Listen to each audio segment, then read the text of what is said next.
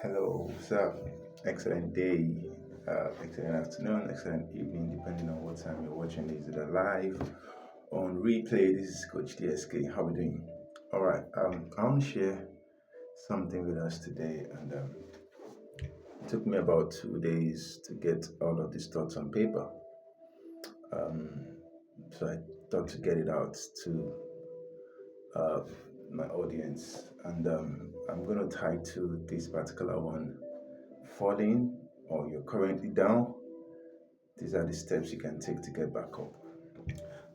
I know one or two things about falling down, and I know one or two things about getting back up. And it doesn't matter how many times you fall, it matters if you really get back up. And like one of my friends and senior mentors would say, um, he said, when life knocks you down, make sure you don't land on your face, make sure you land on your back, because if you can look up, you can get up. And is a principle I've lived my life with, particularly in the last 10 years since I heard that word. So I want to share with us practical steps. I'll probably be sharing as much as 12 steps with us today on things you can do to get back up. Okay? Even the Bible says a righteous man will fall 7 times, thereabout, but he's going to get back up. So falling is not just for the unrighteous. You can be very righteous, very holy, very scriptural, very spiritual, and can still fall. Okay, falling is not reserved for bad people. Falling is something that happens to people, whether you're good or bad. Okay, and you want to get back up. You want to get better. You want to get back on your feet and keep moving, keep walking towards the fulfillment of your purpose and destiny. So let's get right into it. Okay. If you're watching this on my YouTube, this will probably be my 100th content. It's a milestone, so this is very very significant. So if you're not subscribed yet, please do. All right. Number one, whether you just recently fell or you are still in that falling state, you want to take a lot of time to breathe. A lot of people don't breathe. they don't they don't take time to breathe. Like they just want to do something immediately after they fall. You want to take some time to breathe. Physically breathing, because if you breathe in, it shows that you're still alive. And when there's life, there is hope. There can be no comeback if there's no life. You want to make sure you're breathing for as much as you can. Take some time to breathe. Like, don't be in a rush or a hush to do something immediately, like hash or rash. Okay? And when I say fall, it could range from fall could be maybe you missed a relationship, you messed up a relationship, you lost a relationship, you lost a business, you lost a friend, you lost some millions of dollars, you lost some thousands of naira, you lost an admission, you lost a permanent residence, you lost a stay. It could be anything. You lost a major organ in your body, maybe you lost a child. All of these are painful situations that could put you in a fallen state. First of all, you want to breathe. Breathing will remind you that you are alive. And a living dog is better than a dead lion. Both dogs and lions were created by God. They both have signs of life if they're still alive. Okay.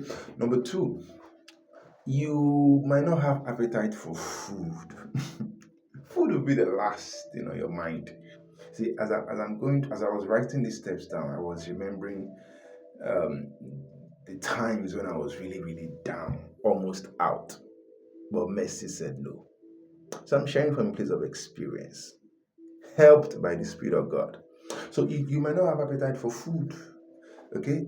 And you can survive a number of days without food, but guess what? You will not survive a number of days without water and fluid.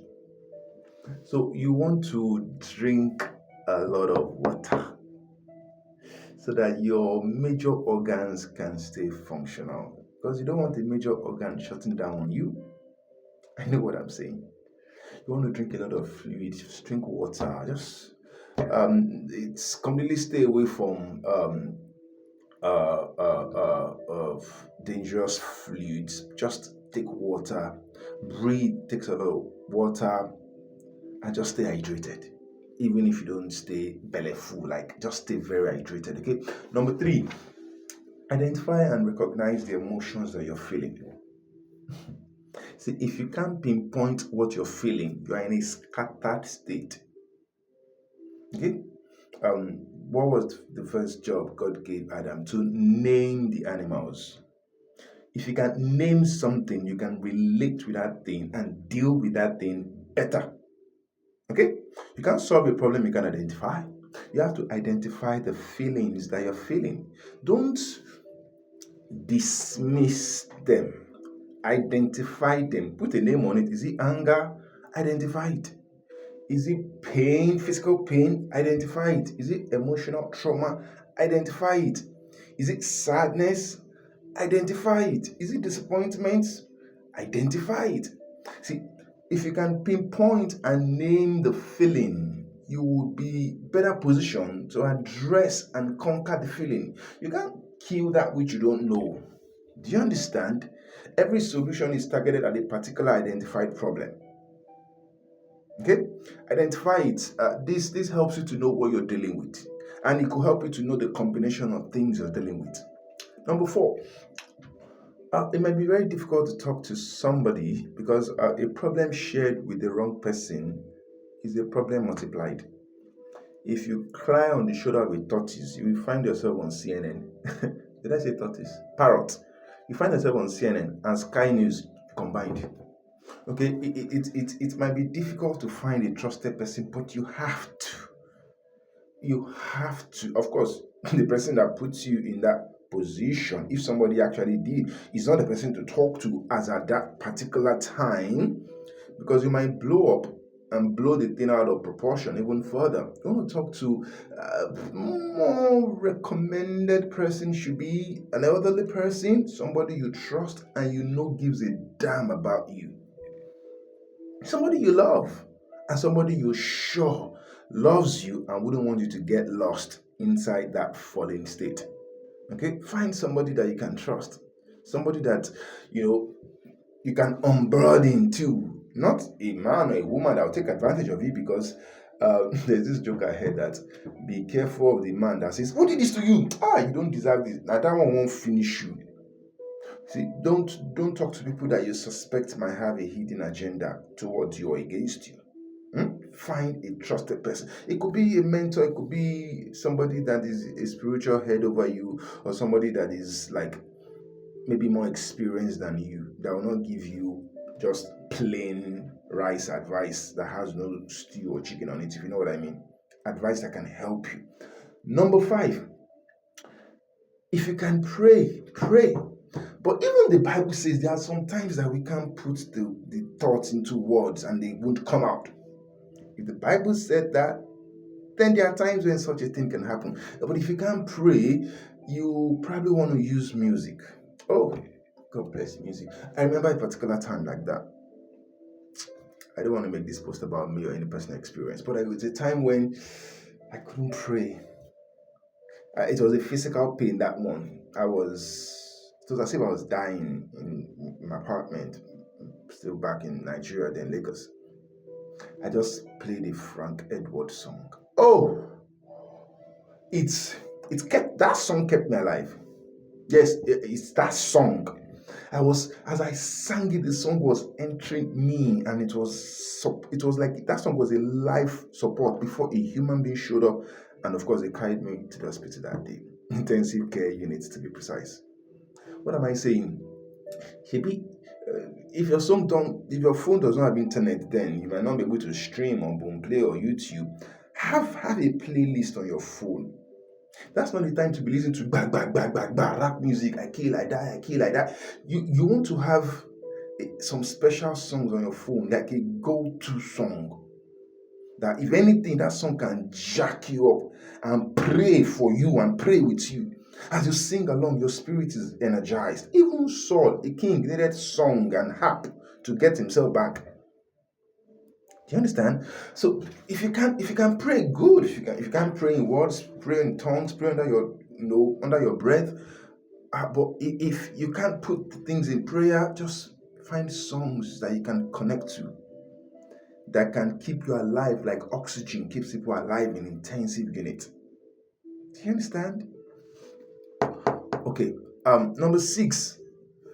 In the process of time, maybe minutes, hours, or days, it will do you well not to dwell on the problem, on the past, or who put you in that problem or who wronged you. It will do you a lot of good. You see, I'm not asking you to be dismissive. The thoughts will come, but you want to discard. You see, not dismiss. You want to discard and replace those thoughts. If we reason the people that wronged us, you will think pay back, clap back. I will not agree. What they do me? Nobody's saying it did not pain you. It must pain you. It will pain you. You think what Peter did to Jesus, it didn't pain Jesus, but Jesus had more fishes to fry. Don't dwell. That's the word. Don't build house there and stay there. Say this person. When I'm back on my feet, I'll show you that you will not get back on that feet. I repeat, if I say, when I get back to my, you will not get back.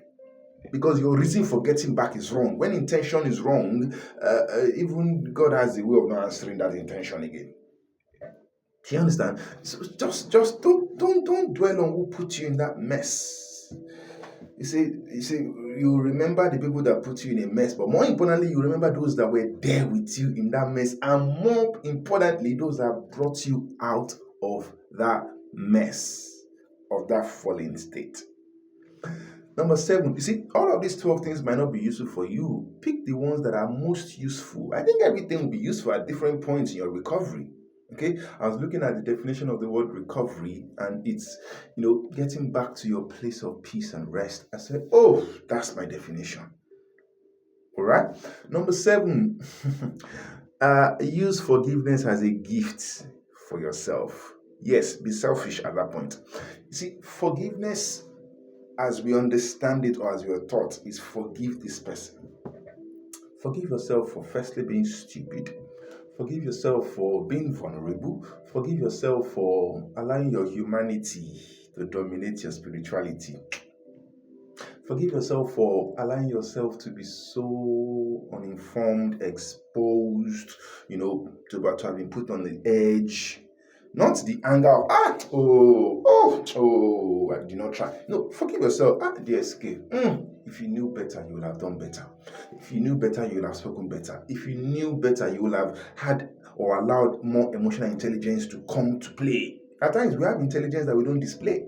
You display it inside book. You don't display it in conversation or display it during quarrel. You say, so give yourself first. Why did I play so low and allow this person to get me? As in, with a dog on shot, TSK. You see, personal conversations. You see, that's why I say, don't rush to talk to everybody. Hey, come and say what like Bajaji. Hey.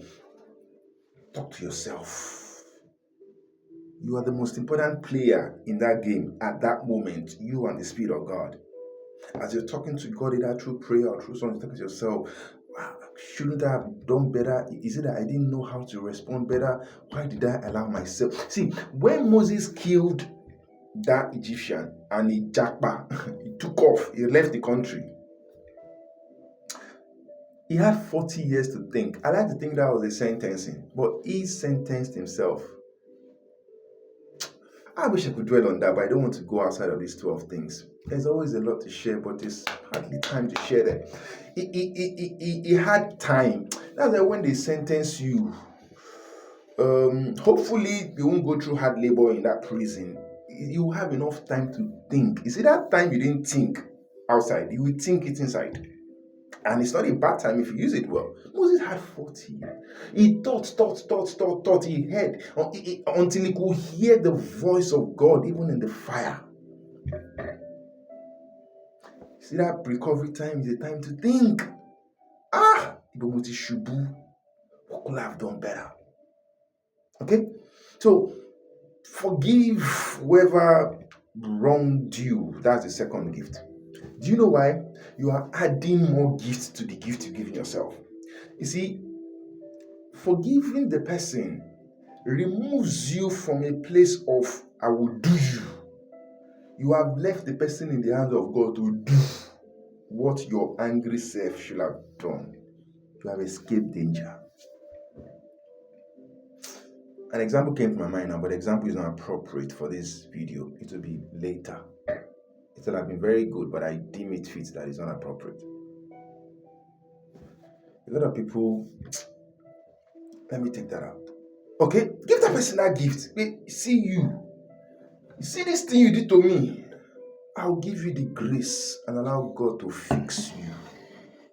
Because if I fix you, I'll break you, I'll break myself, and I'll hate myself for doing that. You see this one I just shared. It will, if you click for you and it click for life, and you can advise people like this, you will make people escape jail and prison. 2 seconds madness, it will not be you. You just look. Say, why should I use this 2 minutes fixing to break myself? If I fix you, I break me, what have I gained? That's why you should let forgiveness replace all that drama. You don't have to call the person and say, oh, guy, I've forgiven you. It's not. You're not doing it for the person. You're doing it as an instruction from God and as a gift to yourself. Do you understand? Number 8, if you have the energy or the capability or the time or the space, seek redress and pursue peace. But it's not compulsory. It's not compulsory. It's not compulsory. It's not everybody you say, that thing you did for me, that thing you did against me, and I didn't like it though. It's necessary, but it's not compulsory. It's not compulsory. We're asked to forgive. Did the Bible ever say forgive and forget? I don't know. I don't think so. A human being crafted forgive and forget. The instruction is forgive. Yeah, the Bible says if you have a gift, drop the gift on the altar and go and, it's not compulsory. You go back there again, the person will put you in further shit. Yeah, I said that. A guy broke your heart, you want to go back to his house and tell him, he will strap you first and still break your heart after. Yes, I said that. Somebody knife you, you want to go back and tell him I forgive you, he will add another stab. You don't like your life. You don't like your life as your life. If you have the energy or you have the skill or you have the legal backing, like you have the legal advice or you have the legality or you have the opportunity, do that. But it's not compulsory. That pursue peace with all men. It is as much as it is in your power. You don't ask for what killed your father until you are mature. They say, I want to get to the root of the matter. You know where root is? Root is under the ground. Are you ready to go there? Some of these things, we should have known them very early in life. They taught us, but we probably didn't just pay attention. As we're maturing, we're like, okay, that's why in Nigerian film, if they start dragging land, say you're dragging land with your uncle, maybe it's you that will first go before your uncle will now go at the end. And he usually not go, he will paralyze. You know how the movie goes. But what would have happened to you and your children?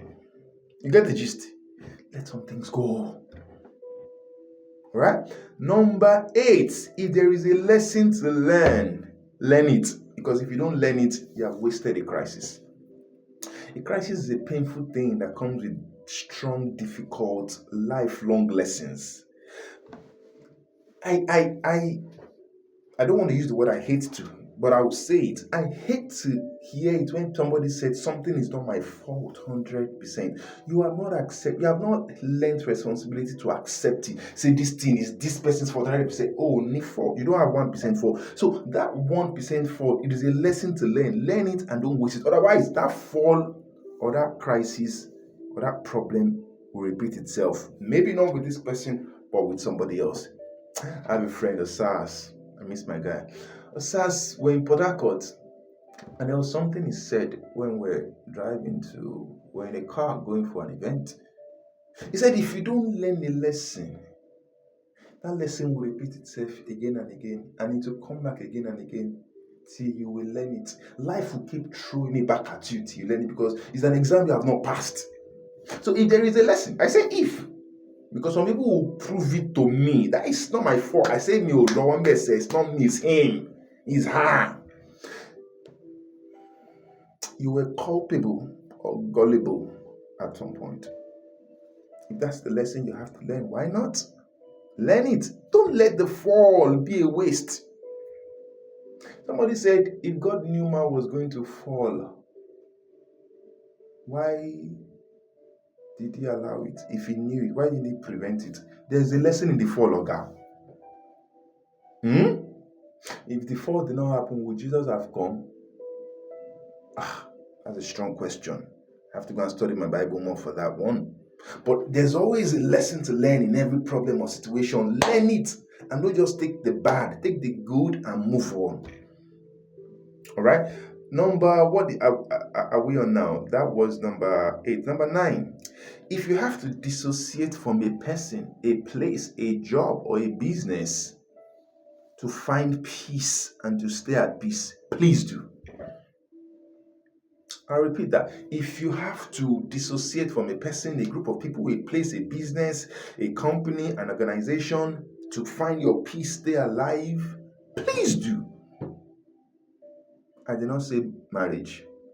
I'm careful to comment on people leaving their marriage. I'm very, God puts people together. You want to be the man that put us under. A lot of people that advise people to divorce and that pronounce divorce, your judgment day will be special, because I like to think you are breaking a code that what God has joined together, let no man. So you are the man, you are the lawyer, you are the advocate.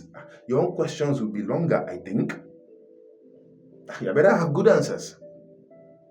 So if you have to separate from a business, from a place, if you have to leave that country, please do. You might come back when you're stronger or you're better.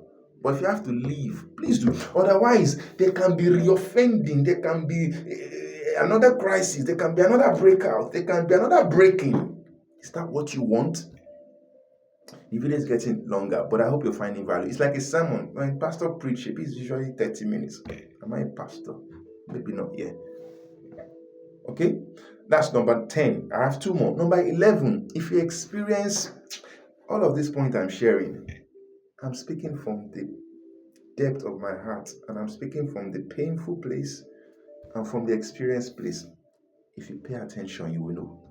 Number 11, if you are in the middle of all this recovery or this pain or this ish, because a lot of people are going through stuff, but they are using bragado to cover it. They are using, that's another topic entirely, shading and blocking. As they're using things to block it, like joining some movement to block something. This is the issue. But you are distracting us by behaving this. If you want to be honest, you will drop this shade and you fix the real issue.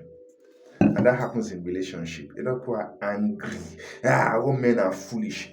There's something you are doing wrong. All women are scums. You need to check yourself well. Hey, feminism, equality.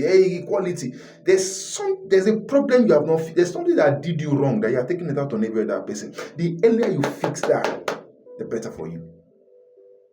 That's why some of these things will help. At times you need to isolate and do like they did. They carried Jesus out. They carried the Son of God out to keep him alive, so that they can convert him from womb to human.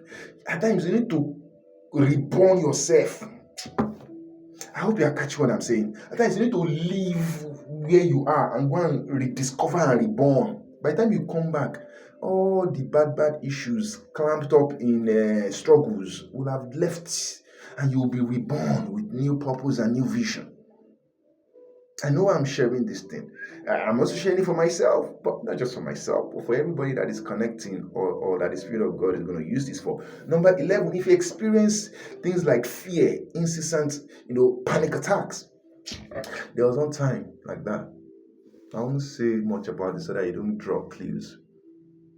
In the middle of one night, no sound, no, only me in the house. I just heard this In my sleep, I just heard, as if a bomb exploded. I jumped up. I was thinking the house has collapsed on me. Nothing collapsed on me. It was, and I was sweating. I said, so this is the thing they call panic attack. I knew it was something I needed expert advice on. And I'm glad I got it. If you can do all things through Christ that strengthens you, God that put wisdom and skills in human beings on earth. God is not stupid. Learn to ask for help. So if you experience incessant fear, panic attacks, insomnia, jittery feelings, your hands are doing like this, oga, girl, get help. Don't get help from boys and babes in clubs and bars. I say get help, professional help. A problem known is half solved, and a problem shared with the right person is completely solved. Yeah, prayer is good, but come on now. Seek help. Don't stay at home and say I can do all things. People have said that and they have conducted their burial. Seek help. Number 12. After you are fully back on your feet, like Jesus came back and he told Peter, do you love me more than this? Oh God. As in, you've come back to your fishing. Do you love me more than all this? Yes, you do. I'll feed my sheep. Forget all those denial you did. There are bigger fishes to fry. Go and feed my fish. Number 12, which is the last one.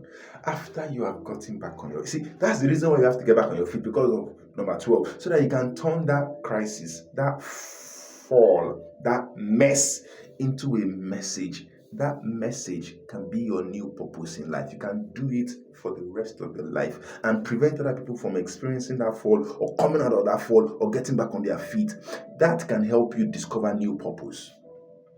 That's why I'm confident of my purpose. To help people that are falling get back up, to help people live the best versions of their life and escape the weakest versions of their life. Because if you make... There's this hand sanitizer here, so I keep touching it, yeah? And there's this bottle here. If you make this decision, there's a way your life will go. And there's a version of your life you have. If you make this decision, there's a way your life will go, and there's a version of your life you experience. This might be a better version than this. I want to help people live the best versions of their life. And it starts from choices, decisions, skills, abilities, strength, recognition, identification, recognification, and pursuing purpose. And I'm going to give you this advice. It's a bonus tip. So it's not number 13, it's just a jar on top. It's like the icing on the cake. Matthew 11, 28, 29. Jesus said, come unto me, all you that labor and are heavy laden, and I will give you rest. My yoke is light, it's easy, take it. If you are going through any pain right now that you can't share with people, or the people that you love the most have taken advantage of you, or you feel shame, everybody's talking about me, I'm trendy for the wrong reason, hey, calm down. Jesus loves you. See, he can't stop whether you are born again or not. You were in the picture when he was on the cross. I said that again. You were in the picture when he was on the cross. He had you in mind when he was on the cross. He didn't die for us Christians that have accepted him. He died for everybody. So your own is to take that yoke. And what is the yoke? Taking the decision to accept all that he has done and pouring yours on him. You can do that every time. You can do that every time. And you should do that every time. Don't allow yourself to die inside that fall.